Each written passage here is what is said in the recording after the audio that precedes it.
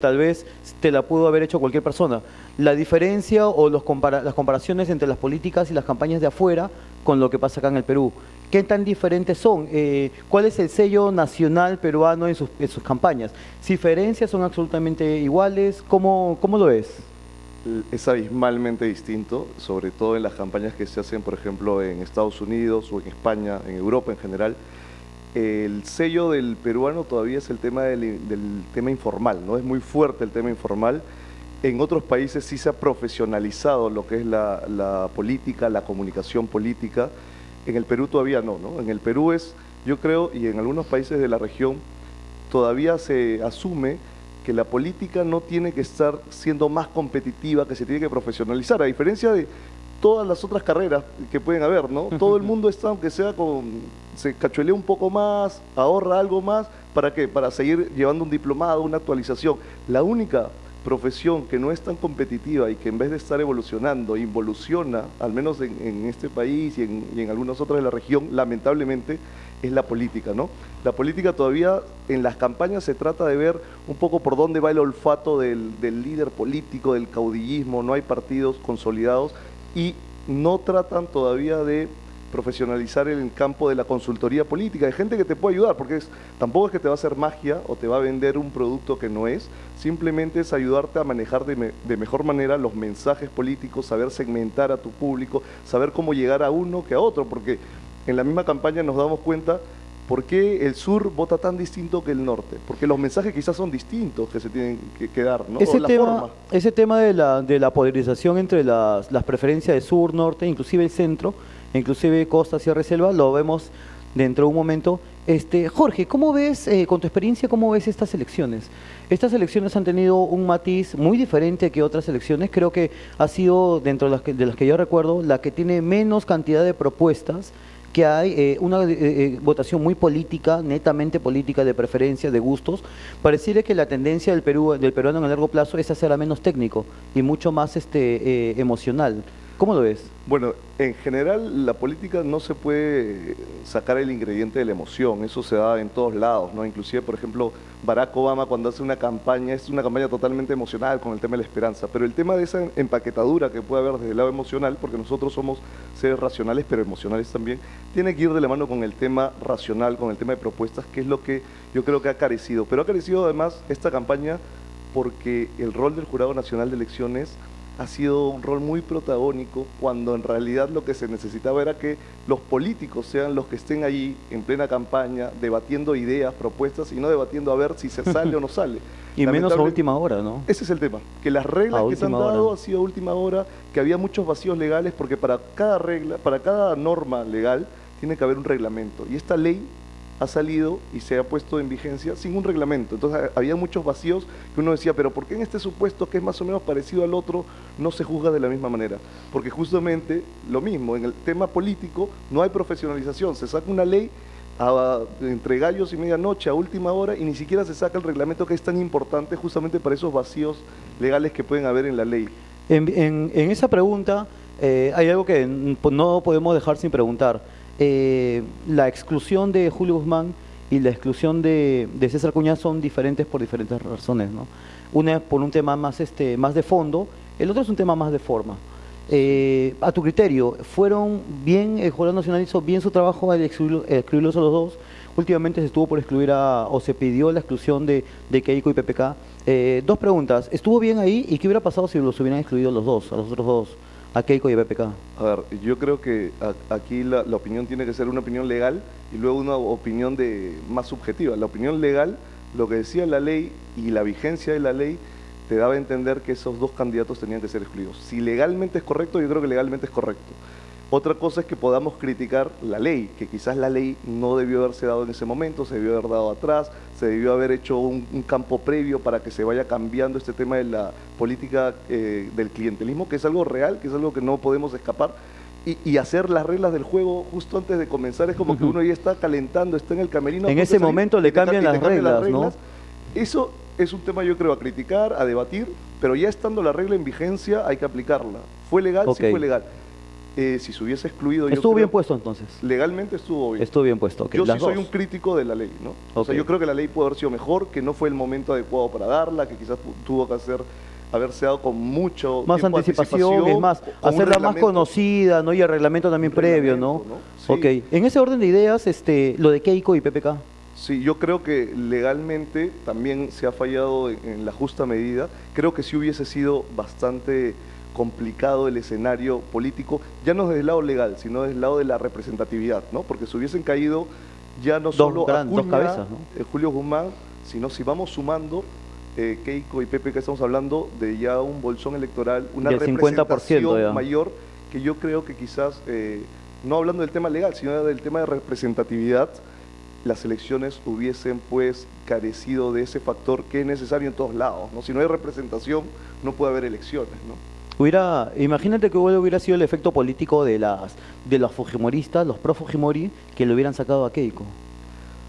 Hubieran estado en las calles, hubieran hecho un desorden terrible.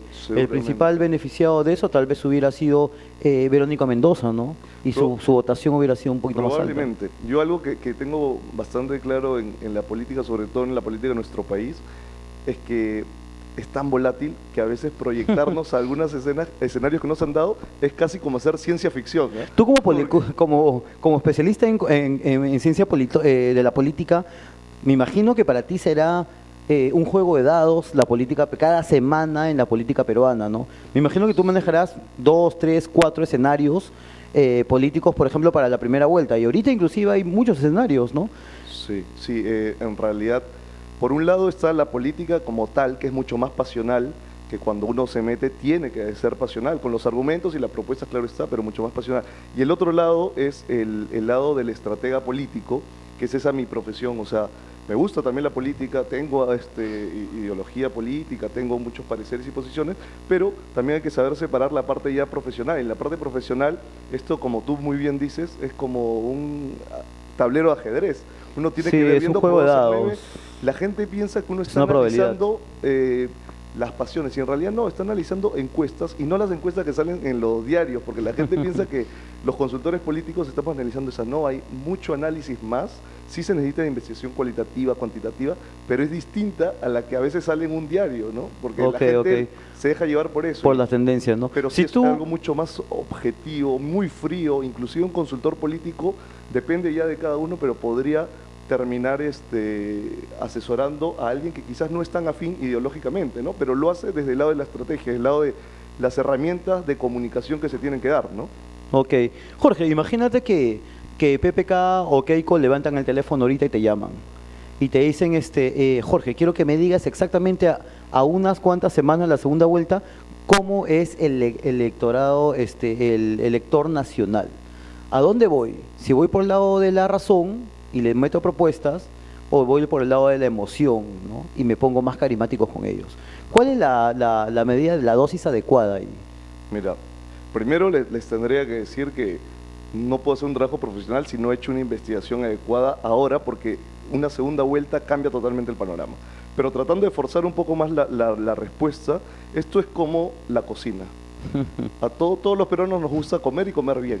Y cocinar. Si le falta sal, queda insípido. Si le pones mucha sal, queda salado. Esto hay que calibrar mucho, hay que encontrar la justa medida. Yo sí creo que el elector es un elector emocional y que tenemos que saber manejar las herramientas emocionales, pero que se pueden manejar esas herramientas emocionales canalizando propuestas. Tranquilamente se puede canalizar propuestas. Uno puede sensibilizar sobre temas de la salud pública, por ejemplo. Mira, el tema de Barnechea es muy interesante, porque Barnechea fue después de muchos años se encuentra un candidato netamente técnico. Vamos a ver el gas, la construcción, el puerto de Paita y Manaos, unir todo eso, carreteras. Un tema técnico. Es más, la propuesta de millón de viviendas tenía un planteamiento técnico para hacerlo. Pero no caló. No caló. Y es más, desde la última encuesta, una semana antes de las elecciones, hasta el día de las elecciones, de ese 14, ese 7, eso demostró que los videos que le habían sacado, la falta de apego que el elector detectó de Barnechea, eso lo tumbó. Entonces, a lo que yo quiero saber es si realmente el elector nacional es netamente emotivo. A ver, ¿podemos ir a su cerebro o vamos a su corazón? ¿Cómo sería ahí? Primero tenemos que tener claro que caló algo Barnechea, porque viene de un partido como Acción Popular que prácticamente no tiene figuras, salvo la última de Valentín Paniagua y mucho más atrás de Fernando Belaúnde, con lo cual creo que ha quedado cuarto en las elecciones, ¿no? Sí, cuarto. No es poco, ¿no? Pasar la valla no es poco. O sea, Vitocho era congresista, pero creo que con la unión de Perú Posible, o sea, no es poco. Ahora, el tema de las propuestas está bien. Yo creo que ha calado en un público informado que sí atendió las propuestas, no solo del gas, sino propuestas como el tema de la educación, que podías tú en el tema de la renta, podías exonerarte por el pago de educación, el tema de la salud, todas esas cosas. Pero ¿qué es lo que pasa? El tema emocional también cuenta. ¿Y por qué está bien que cuente? Porque te da a entender cómo es esa persona. Si una, dos o tres veces hace desplantes, no solo a los pobladores, sino por ejemplo en el caso de Mecha Arauz, ¿eso qué te dice? Que esa persona, cuando sea un presidente se tiene que sentar a conversar con todos, porque el presidente de la República, ni bien le ponen la banda, no es el presidente de Acción Popular, no es el presidente de Fuerza Popular, es el presidente del Perú. Entonces te vas a sentar con gente que muy probablemente piense distinto a ti. Porque acuérdate que tu voto realmente duro es el de la primera vuelta, el de la segunda vuelta ya es voto prestado. Entonces tú ni siquiera representas a más del 50%, salvo que ganes en primera vuelta, tú ni siquiera representas a más de la mitad. Con lo cual la mayoría va a ser personas que piensan distinto a ti. Si yo ni siquiera puedo saludar a una contrincante política, ¿qué va a pasar cuando sea presidente?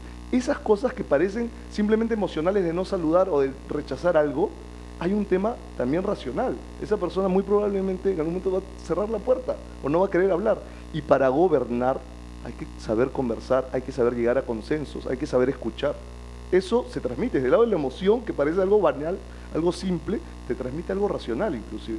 ¿Cómo va a ser esa persona negociando con contrincantes políticos? ¿Cómo se va a sentar a negociar cuando hay un conflicto ambiental fuerte como los que suelen haber en el Perú? Ok.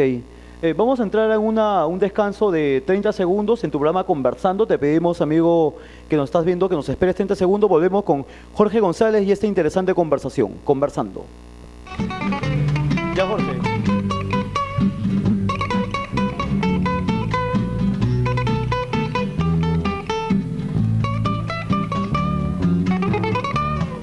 Callecita derecha y